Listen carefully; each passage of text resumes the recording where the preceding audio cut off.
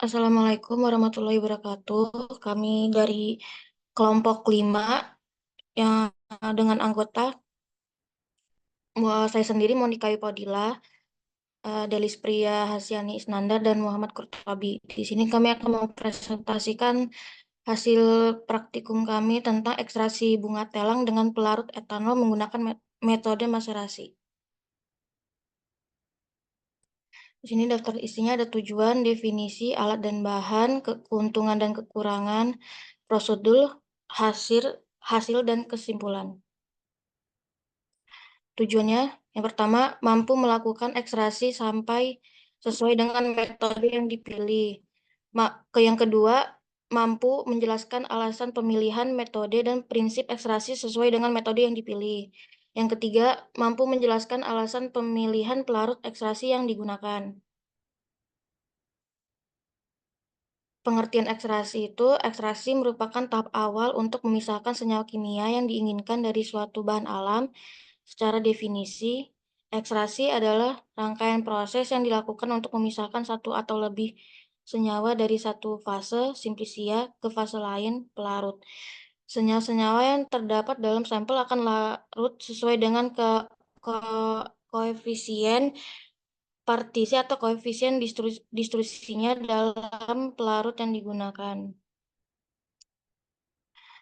Proses ekstraksi akan dilakukan dengan menggunakan beberapa metode, diantaranya maserasi, cara dingin, reflux, cara panas, ultrasonic assisted extraction, UAE, cara advance.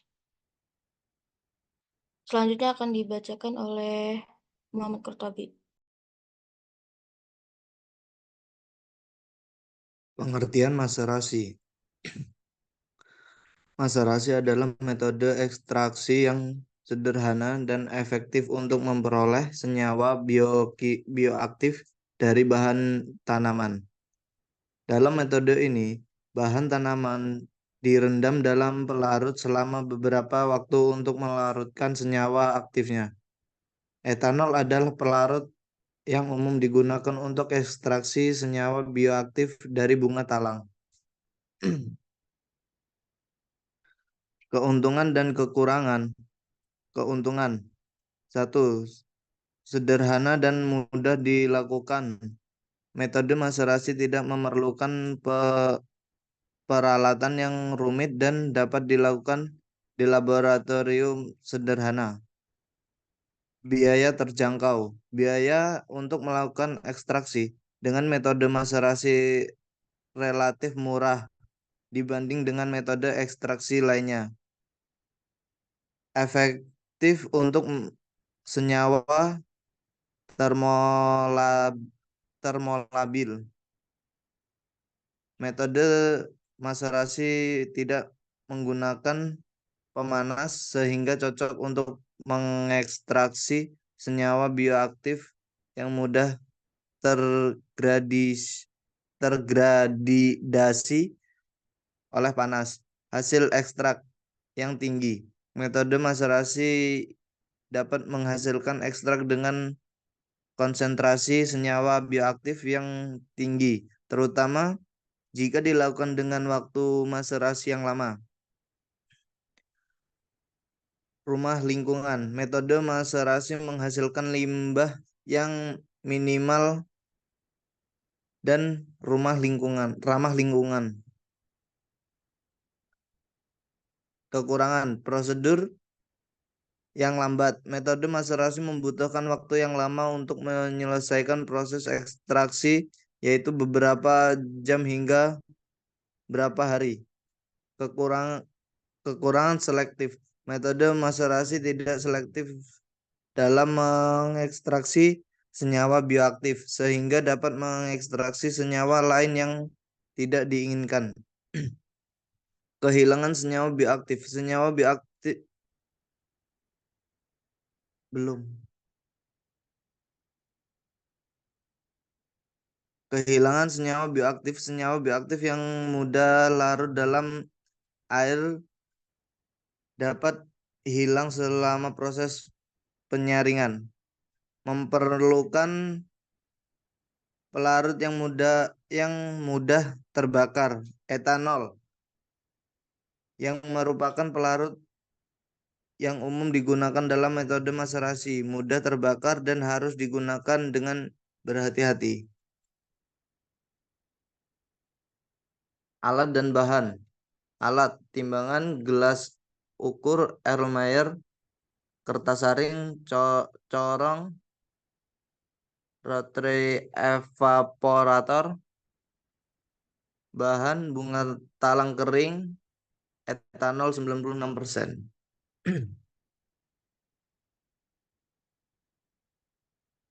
Prosedur kerja.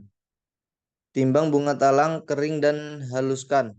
Masukkan serbuk bunga talang ke dalam Erlenmeyer, tambahkan etanol 96% ke dalam Erlenmeyer hingga terendam keseluruhan. Tutup Erlenmeyer rapat-rapat dan simpan di tempat yang gelap selama 24 jam. Setelah 24 jam, saring campuran menggunakan kertas saring. Kumpulkan filtrat dan ulang langkah 4 dan 5 untuk remaserasi. Gabungkan filtrat dari maserasi dan maserasi. Uapkan filter menggunakan rotak evaporator untuk mendapatkan ekstrak.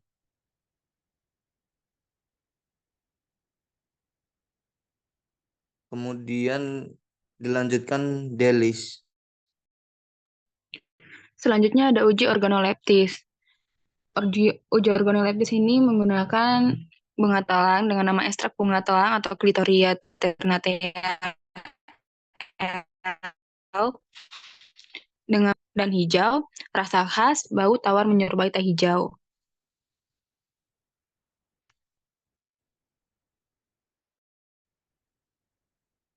Kemudian hasil rendemen.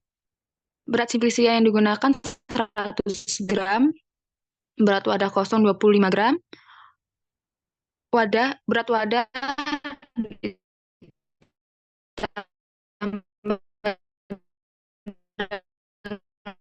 ekstraksi sebelum penguapan 1120 ml.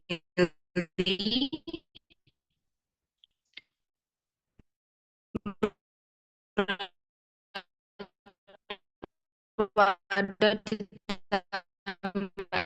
ekstraksi setelah penguapan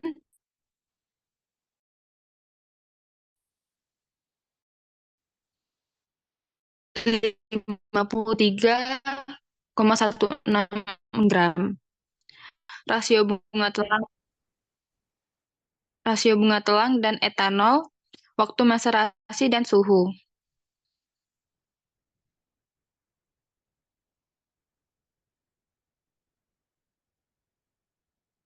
Sekian pemaparan materi ekstraksi, saya kembalikan pada moderator.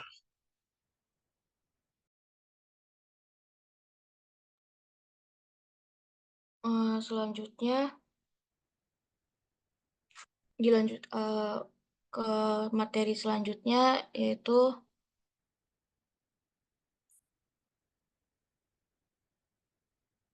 screening fitokimia yang akan dibacakan oleh Muhammad Kurtobi.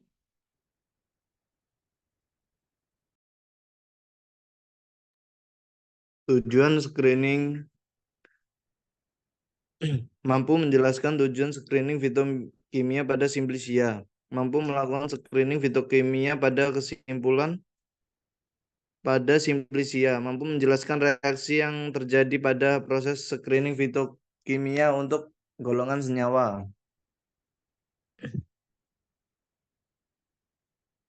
Pengertian. Screening fitokimia disebut juga sebagai penapisan fitokimia, merupakan uji pendahuluan dalam menentukan golongan senyawa yang terdapat dalam suatu simplisia, ekstrak, fraksi maupun subfraksi. Screening fitokimia ini meliputi pemeriksaan golongan flavonoid, alkaloid, sponin, tanin, quinon, dan terpenoid. Screening fitokimia dilakukan dengan cara mereaksikan suatu bahan kimia tertentu dengan sampel uji sesuai dengan jenis golongan senyawa yang akan dianalisis. Reaksi positif ditandai dengan adanya perubahan warna atau terbentuknya suatu endapan.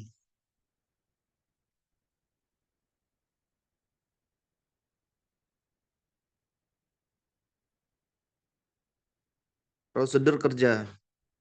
Timbang sebanyak 5 gram 5 gram, masukkan ke dalam wadah atau beaker gelas untuk larutan dengan etanol sebanyak 30 mili. Uji alkanoid. 2 mili larutan sampel ditambah 5 tetes reagen Dragendorf. Hasil positif ditunjukkan dengan berbentuknya warna jingga. Uji flavonoid. 2 mili larutan sampel dipanaskan 15 menit. Ditambah 0,05 gram serbuk magnesium. Ditambah 5 tetes HCl pekat. Ditambah 5 tetes amil alkohol. Hasil positif ditunjukkan dengan terbentuknya warna kuning, jingga, merah. Uji tanin dan fenol. 3 tabung reaksi masing-masing diberikan 2 mili larutan sampel. Dipanaskan 15 menit. Tabung 1, 2 mili larutan sampel ditambah tetes FeCl3 5%. Hasil positif ditunjukkan dengan terbentuknya warna biru atau hijau hitam. Tabung 2, 2 mili larutan sampel ditambah 5 tetes gelatin 10%. Hasil positif ditunjukkan dengan terbentuknya ada endapan putih. Uji saponin. 5 gram sampel dimasukkan ke dalam Erlenmeyer berisi 100 mili aquades. Larutan kemudian dipanaskan hingga mendidih selama 15 menit. Lalu disaring sebanyak 10 mili. Filtrat dimasukkan ke dalam tabung reaksi dan dikocok kuat selama 10-15 detik hingga terbentuk busa stabil. Hasil positif sponin ditandai dengan busa yang tidak hilang setelah ditambahkan beberapa tetes HCl2n.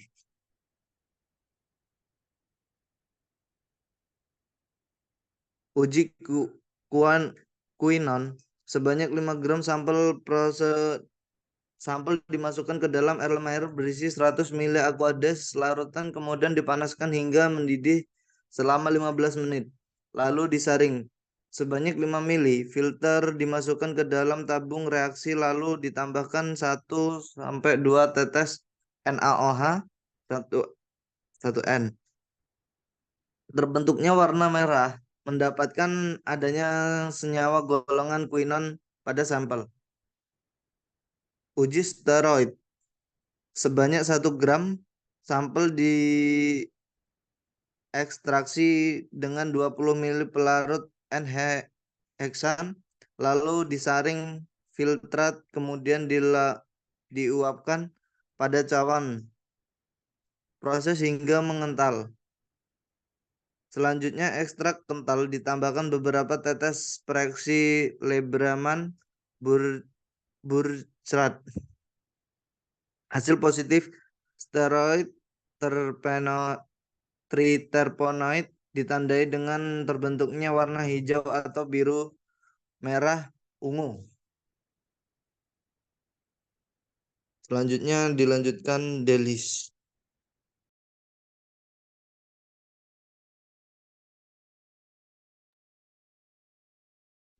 Hasil uji alkaloid. Golongan senyawa alkaloid dengan cara metode ditambahkan dengan reaksi Dragendorf dengan keterangan terbentuknya endapan merah bata dan jingga dan didapatkan hasil positif. Lalu senyawa flavonoid golongan senyawa flavonoid ini sampel ditambahkan dengan magnesium, HCl pekat, dan amil alkohol dengan keterangan terbentuknya warna jingga hingga merah dan didapatkan hasil positif. Lalu uji senyawa quinon, sampel ditambahkan dengan pereaksian NaOH1N, keterangan terbentuknya warna merah, hasil negatif, karena yang didapatkan bukan warna merah. Lalu untuk senyawa saponin. Senyawa saponin ini sebelum ditambahkan preaksi, pertama senyawa saponin ini digojok terlebih dahulu jika terdapat busa setinggi 1 cm dan bertahan selama 10 detik, maka ditambahkan preaksi. Namun saat setelah dikocok tidak terjadi busa, tidak terjadi terbentuknya busa, maka tidak ditambahkan preaksi. Hasilnya negatif. Lalu uji senyawa steroid dan triterpenoid. Sampel dimasukkan ke dalam cawan porselen, lalu diuapkan hingga menyusut dan ditambahkan, setelah penyusutan ditambahkan preaksi Lieberman-Bouchard dengan keterangan jika terbentuk warna hijau hingga biru atau merah sampai ungu, maka hasilnya positif.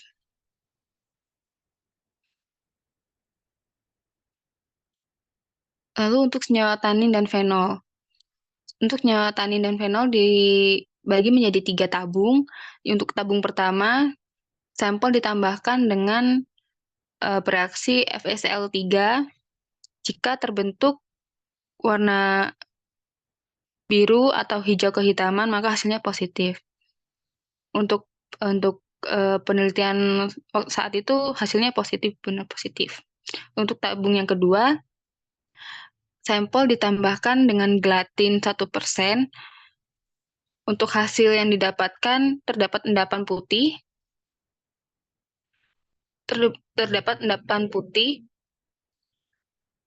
dan hasilnya positif.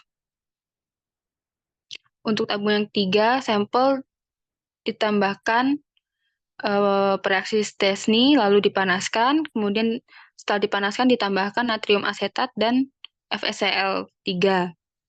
Maka terbentuknya warna biru atau hijau kehitaman, menandakan terdapat tanin galat dan hasilnya positif. Kesimpulan, screening fitokimia adalah tahap awal dalam penelitian tanaman obat untuk mengetahui kandungan senyawa metabolit sekunder yang terkandung di dalamnya. Hasil screening fitokimia dapat memberikan informasi awal tentang potensi bioaktif suatu tanaman dan membantu dalam memandu penelitian lebih lanjut. Sekian pemaparan dari kelompok kami. Saya kembalikan ke moderator.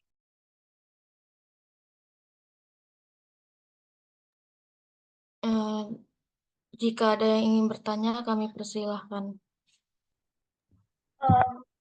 Izin bertanya, Monica, mengenai hasil dari screening fitokimia itu, apakah ada hasil yang tidak sesuai dengan standar yang ada? Apakah misalnya nih, ternyata di sampel itu seharusnya nggak ada sapu, tapi ternyata ada sapu.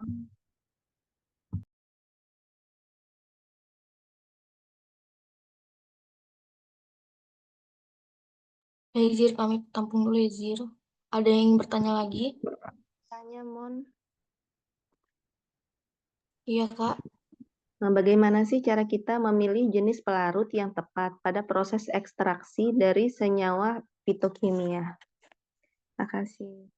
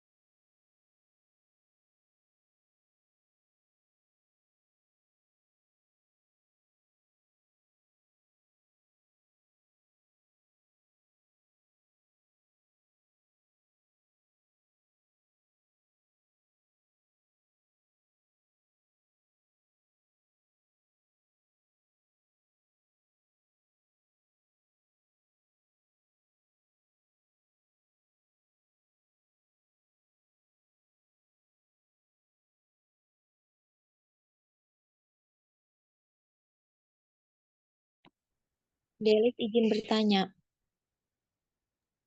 Iya, Sel, boleh. Kan sampel kalian tuh sirih Cina ya. Nah, itu tuh senyawa apa aja sih yang terdapat pada sampel sirih Cina?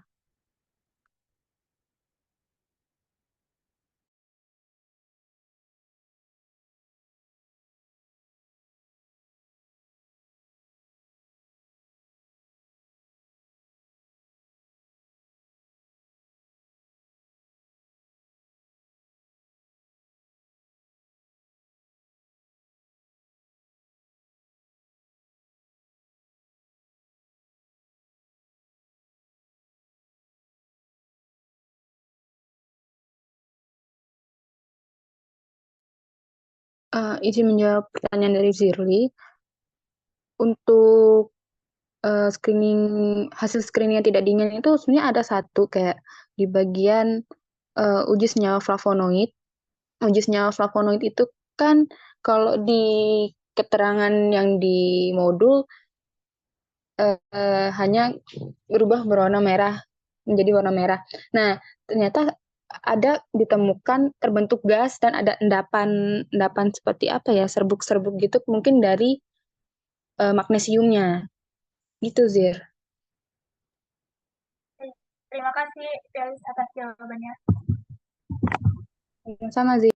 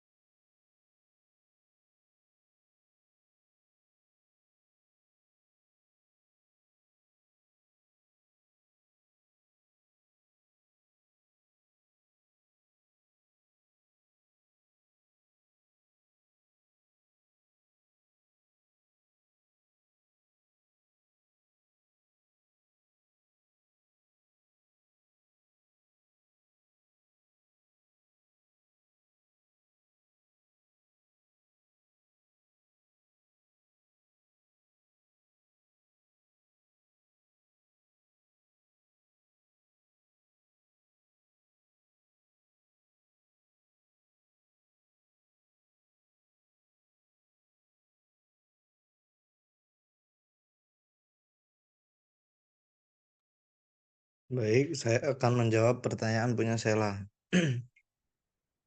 Nah, berikut adalah beberapa senyawa yang terdapat dalam sampel sirih Cina, yaitu alkaloid, peperomin, piperidin, piperidin 6 hidroksida, dan isopeperidin 6 hidroksida flavonoid, apikgenin, luteolin, dan quercetin.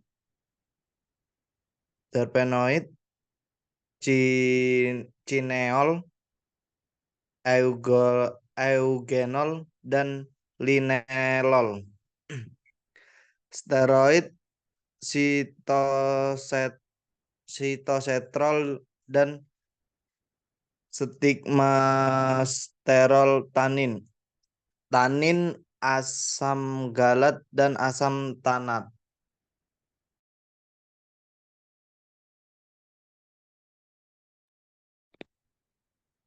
Baik, makasih Top. Izin menjawab pertanyaan dari punya Kariza, bagaimana sih memilih pelarut yang tepat dalam proses ekstraksi fitokimia? Jadi untuk memilih pelarut yang tepat itu ada beberapa yang harus dipertimbangkan. Yang pertama itu ada polaritas pelarut. Jadi polaritas pelarut itu kita lihat dari apa yang ingin kita uji, senyawa apa yang ingin kita uji kan dari senyawa itu kan ada beberapa ada polar, semipolar dan nonpolar. Jadi kan kita ingin menguji uji screening itu kan kita pakai etanol karena kita ingin menguji kayak flavonoid, alkaloid, dan sebagainya. Jadi kita pakai etanol, senyawa fitokimia.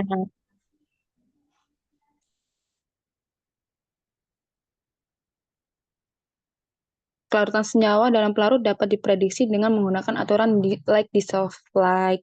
Lalu keamanan dan toksisitas pelarut. Lalu ada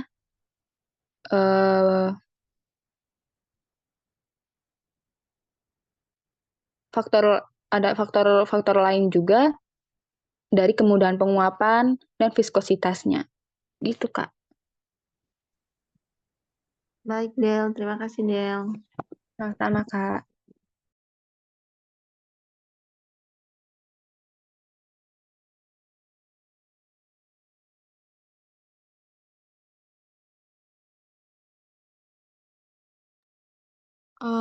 Sekian dari presentasi kami akhiri.